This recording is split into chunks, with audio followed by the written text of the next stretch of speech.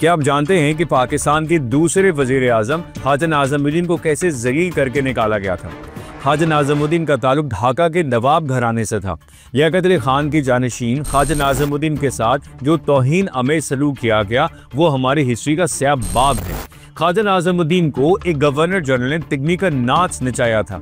जब ख्वाजा साहब ने governor general Malik गुलाम मोहम्मद से शिकवा किया कि जब मैं गवर्नर जनरल था तो मैंने नवाबजादा लियाकत अली खान के साथ ऐसा रवैया रवा ना रखा जो आपने मेरे साथ किया, तो गुलाम मोहम्मद ने जवाब दिया, ना तुम लियाकत अली खान हो और न मैं ख्वाजा नाज़िमुद्दीन।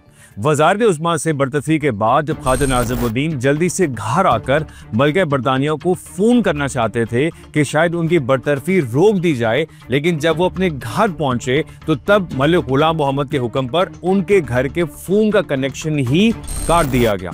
इस मौके पर तो गालिब को ये मिसरा जहन में आता है कि बहुत बेआबरू होकर तेरे कूचे से हम निकले। दोस्तों, ये जालिमाना सलूक उस शख्स के साथ हुआ जिसके घर में मुस्लिम लीग की बुनियाद रखी गई थी।